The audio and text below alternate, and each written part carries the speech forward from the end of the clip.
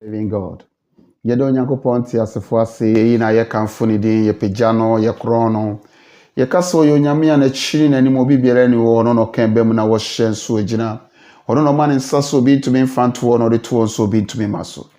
ɛdɔn ne ɛbere mu de yɛka nyina ne sɛ ne Onyam nka ne din ɛnaseɛ nka ne din ntontom nka ne din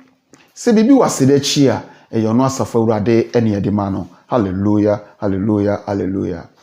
Odofo Onyankopɔn te asefo nhyira o ma na dom ne ngosoro anya kɛse wɔ ne wabusua so odofo me yi mpaye ma wo sɛ ade nyinaa mu nsiw yie sɛ ne asiw kra yie no ne a wo hyira Abraham ma ne bɛyɛ nhyira no me gye ne nsɛm nhyira de ma wo ne wabusua ne wasefo nyinaa ɛwɔ Jesus Christ di mu adom ne nti amen. Odofo ne so yɛ da asafo Awurade ayɛ na sɛm kyerɛ yɛn sɛ yɛma yɛn nje na yɛndi mu awrusie hallelujah. Ebre kakra bi ne yɛhyɛ ase sɛ yɛsua adeɛ bi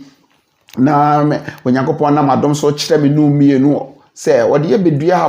ɔbɔ yɛn ba wiase mu afa botaa bi wɔde yɛ bedua afa botaa bi ɔwɔtirimupo bi de ma yɛn sɛ ɛbɛwie yie na ɛbɛsi yie nso na wɔno a ɔbɔ yɛn na ɔde tirimupo ni sɛ wɔde yɛ bedua afa bibi no ɔno so expect yɛn sɛ nyansa ne nimdeɛ a wɔde bɔ yɛn no yɛn so yɛde bɛpra ne yɛ life ne yɛde asisi yɛtutu ya na mo asi yie sɛ ne bɛyɛ a ne nti a wɔde bɛdua no ɛnyɛ kwa da biara da nti no expect me no mienu sɛ abrabɔ na yɛbɔ ne bɛpra ne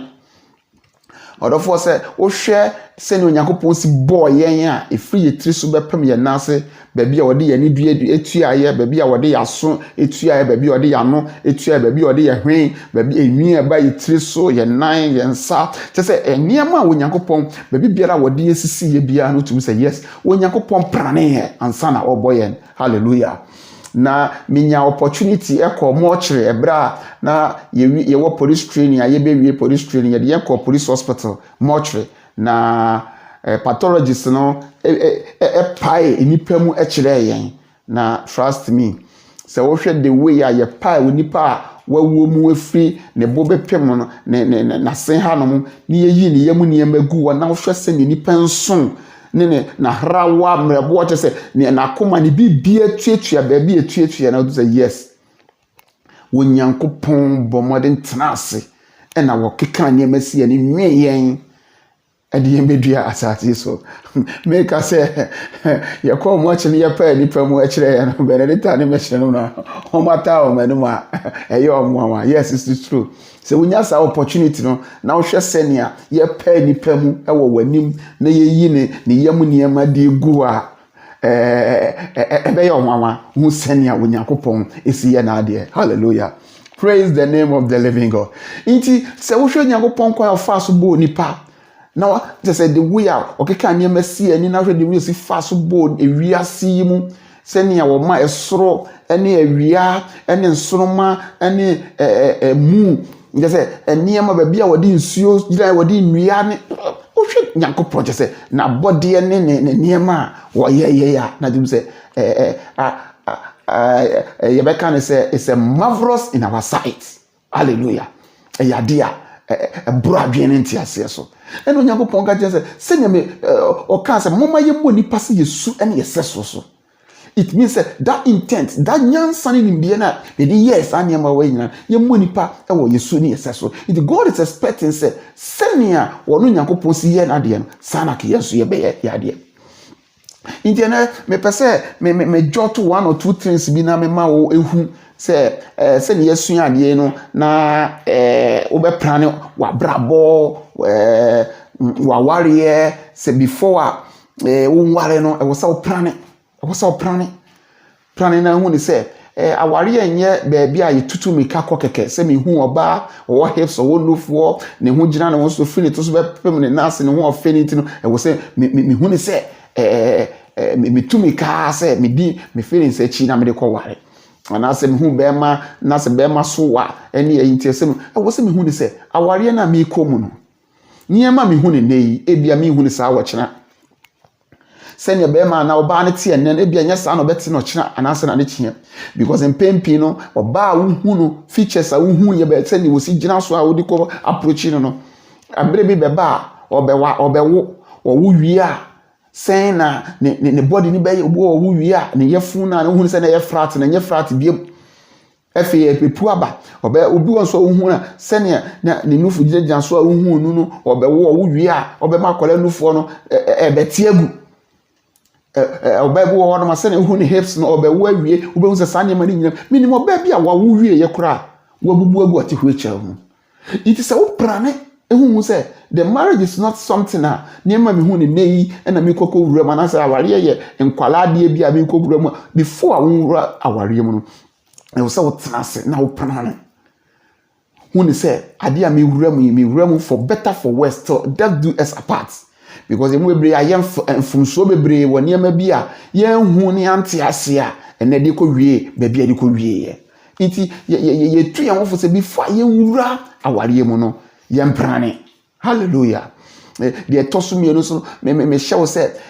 enye se wo se obia wunti na wo se me so me kokko wo bi before awonwo na wo se oprane wo se oprane nkwala dodo a mo be wo se awo aye wo yi ensa betumi asoso ana yensa ntumi soso enye se bia wo sori ya na wo obi wo se awo ye ne fe nti awo ye ne fe nti no na wo 10 na wo 12 na wo 8 ni ari meanwhile no wo income so nya de betumi aboa ama nkwale watumi ahwe ma kokodu ba bia so diom kodu na eba be ya adesoa e de ama ebinom ebe ya adesoa de ama busuan ebe ya adesoa ma asafo ebe ya adesoa ma namfo ebe ya adesoa mo man meanwhile no nyakopon ma nyansa ne nimde se yemfa mprane ye life it is a woman se mienu miensa bi enan na ho besoso a na wawo na watumi abo o ma hwe mo o ma didie mu o mo ntade mu o mo education mu se ne be ya betumi mo bedu ba bia esese kokodu hallelujah nano obi asem wo kan se o na nado about the free education abent ye wo a ye mabeko school free na me bebusa se da nado bo ya the free education ba ye no no ebi anyame ado no ne magu abrochi no mu ko school and the free education wo man ni mo ye omo ye na free education no so plan na de bia mienu miense na ode makwa abrochi ode mu ko school wo chine bi omo be ko good education ombenya good education no mo ababa be di wo so e wo fie because of say e bia wo free education and to me am kodu ba bia so di kodu inti no men fa wo nto say aban the free education abente wo say me chinchina me ko wo 10 na me ko wo 12 say me kwala be ko school free na ade ba ko me pesa wo ti ase ne say osajefo Dr. Kwame Nkrumah odi o man Ghana ni nya independence o chehye mra bi ebra ye tu na ban guye no enipa ba ye betu sa mra ne guye fa hye wadwe mu se changes wo ho it is aban wo so nei se mra we no de free education aba aban bi beba e bia na ono so na memu nani ankoje ho no anya ntum se bane sa ne ba be ye o haw e de amawo ene wabusua iti prane se awo na me banyo bi na e be hwe me mama me ne mo mi ankasa me be ye adwuma na me de ahwe me ma hallelujah ade ba akona me pesa wo ti ase ne me ma scripture bi fa 2-3 mu say according to Matthew chapter 6 verse 33 no wo se hwehwe onyankopon ahenie ne trene kan na wo de dia kai nyina be kan ho aha no me pesa wo ti ase ehu ni say de me pesa wo ti ase ne say bo modern no wakwa nyina mu wana motu nyina mu no wo be sura urade no wafa na sem na wo de atu anamo hwehwe wo no onyankopon ti asefo na ahenie ene ne trene kan na ne akenyo de beka wadom no o me patch say obema unyansa ne nimdi a obetumi de aprane o life obema unyansa ne nimdi a obetumi de tutu anam asiye iti bo modern say wa brabo a wo boyi wo behwehwe onyankopon ahenie ene ne trene kan na wo de nyansa ene nimdi adom na watumi de tutu anam asiye hallelujah no wa me ya desoa ama oman ama ya desoa ama busua wa me ya desoa ama ho wa me ya desoa ama onyankopon tasefo ene na henie hallelujah ene empempi me huni pa bi wo Europe ha no mo a aban to be shembra say awofo wo na mo magi sika awofo wo na mo magi we ntina enipa o me wo ebe ma me se me wo ebe ma se na mpacho watra se adwe ho akuni se sika na ye de ma wo kokopem ndasen so aban se sika na ma wa akopem se wo ma no be wie university abo mo degree wie wie na wa benya adwuma ye ana se ebi wo amfie mienu miensa pe na asi inti etole bi a wanhwe ya ye de sika bi be dadawo me kakra bi na wakwa di achi no wakwa wo bebre efi at the end of the day no na yɛ sɛ aban no mmoa no a wo expect sɛ ɔde bɛtumi de aboa no da ɛma ne saa ɛba ne saa wobɛte obi ɛna yɛsɛ France deɛ ɛyɛ nti mekɔ France a menya social menya sika ɛna me mma dɔɔso menya sika wɔ hɔ meyɛ se na nipa tu afiri baabi ɔwɔ na ɔkɔ France ɔbɛkɔ France na ɛnte saa na wafiri hɔ ɛna yɛsɛ Germany ɛna sɛnsɛ na wafiri hɔ na ɔkɔ Germany wobɛto ani ɛne na yɛsɛ UK ɛna yɛsɛ na wafiri hɔ na ɔkɔ UK wobɛto ani yɛsɛ USA sɛ na ɔkɔ na mebusa sɛ mpere dodoɔ sɛn ɛna wobɛma nipa ɛde nneɛma bi adaadaa wɔ na awie no amfa asomdwe ambrɛ wo kra sɛ Paul ka asɛm bi sɛ ɛnsa ɛmpɛ sɛ yɛ adwuma no ma ne nidi deɛ Paul pɛ sɛ ɔkyɛ ne sɛ nka obi biara nya ne nsa no adwuma ɔnhwɛm n'anim fifiri nya ne nsa no adwuma ɛnyɛ na ɔmfa ɛmmɔ ne ho ne bra nti de migyina so de tuufo ne sɛ wankasa prane wo life enkwala dodo apese wo na ye wadwuma prane wadwuma sɛ wo bɛgye adwumaden aprane na wo de ato boasa hwehwehwɛ ma dan sɛ wo de wani to aban so wo de wani to social so wo de wani to niema bi so na de no de no ankoyi ama wa na bɛyɛ bisi basa nti bisra wo sɛ obi betumi awodua ebia no nipa ne ho soso na wɔkɔwɔ so obi betumi awo ɛnan ya ne ho soso na wɔkɔkɔwɔ nti sɛ wo hwɛ wo na sɛ wo ho soso a cut your coat according to your size. Say ye mienu miensa baako na wobetumi a wo na hwe na wonsanso om so na enkonkoba se na wudi social fo achi na wugi se yatuna wugi se hwe enkwala bebre wo ho no mo a pese ote ase se aban agye o mafira wo fo nsem because of social inipa bi di achi nti because of some sika o menya se enti ko wo bebre inipa bi di achi nti akofo how bebre di abre wo obi won so ne de baako pe wantumi ahwe nie na akofa o how e di abre nti bisra before I want to an among was an amount trance na prane. Now I believe say u prane with the wisdom of God. O man yame de hene a woman na u prane nyina mu no wa ma Kristo e de hene wo so a na de nyina to Yakobon ti asefo anima. I believe say u betumi achieve your purpose in life. Amen. Yet was biom na me busa say se wo prane baabi a wo besi fie nso a wo se wo hu baabi a wo si fie se bia baabi a me besi fie e bia me yere wo etenkran obema nso efri ekumase ye fie onkran ana ye si fie okumase wo se me hu baabi a ye sie ye prane ye kabom ye si fie wo ha se nya be ya daachi no ye ko pension a enko ya de so a emma abusua no emienu no ene mofra abamu nyina nti bibia ye bia so ye prane ena wo si fie nso a bomode se baabi a wo si fie no ye baabi a enye nsuo mu minimo bia wo si fie wie aboka efie no nsuo agye afa ontumi ntena wo biem nti prane sa we na minimo bia okosi fie wo si esi ekwan mu a ene ye pese ebubu da nigu nti baabi biara se fie na wo si atenase na prane ye awurade yesu kristo so why no pese wo si fie a won tenase na won prane se obetumi awie hallelujah so it means say abrabo na ye bo na te se fie aware te se fie ye mawo te se fie ya bon different ye fie te se fie a ye si it is so ye betumi asi awie a ye enipa mbedi ye ho fewa e wo se ye prane ye life no I was see a prane. Hallelujah. Nefe so ye prane ye pension. Ye prane ye pension. Ye prane ye pension. And no me pese me postpone na Yesu yar me na watch no me ne wakomu yakomu details kakra.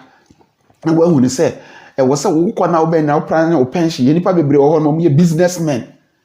Ebi wo mo ye government workers a ebi ametumi aka so mo senator o mo contribute wo ebetumi abo o mo kakra. No kra na mesrawo se before a wonko pension no bo modern se wo betumi abo apata bi a wo benya ba bi a wo di uti beto a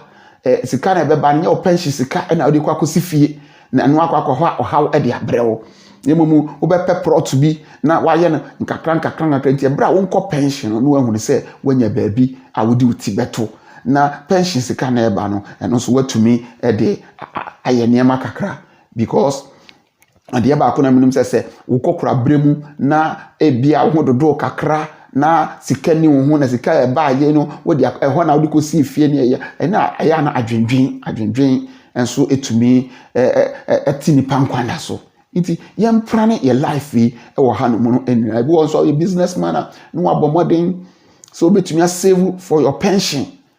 betumi save te bra wo nkokora bremu no na je se senate na contribute ye na de kakra bre wa pension de wo save ye no so no etumi ade bibi abrɛw utumi investment bi a eno de mfaso be brɛw se won sa so efia hodo so a betumi asisi fia hodo bebre na wo de ha te busumi du a na wo kokogege wo danto na mo de gu account ma watumi enjoy e wo no me fie wura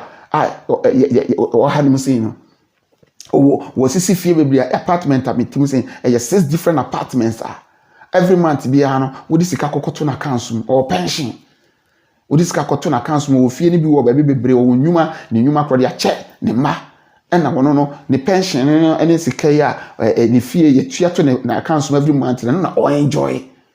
oko holidays for South America, oko holidays for Africa, oko holidays for baby just say because of planning life for intino ene eboa no e woni pension bremu nti ene me do be si awodofo na befutu amede ma wonyina ne se hwehwe wonyankopon he ne ne tere ne kan na de aka nyina wode beka ho ababa bedum na ne me pese won tere se o hwehwe wonyankopon he ne tere ne kan ya nyansa ne nimdia wode bobo brei na be ma no aye successful de ama wo no wode be ma wo na wani je be wi opeye o Kristo mu odofo me yimpaye ma wo na me yimpaye ma obiam se ade nyina mu no ensiw yie se ne asiw kra yie no ne a wo prane a wo de ahye Kristo nsa no wono a woni hwambo no minim se woni hwambo da Paul se minim ne imagine adie na minim ne me de me ho ato no so na minim ne me de me kura ahye ne nsa so betumi akura kopem da no it means se wo ya ade biara na to nsa frɛ Kristo e ma ne bamu a o ma no ewie peye kopem se me no obedi ahia bia mu no. Shalom, peace and life to you. God richly bless you. Amen.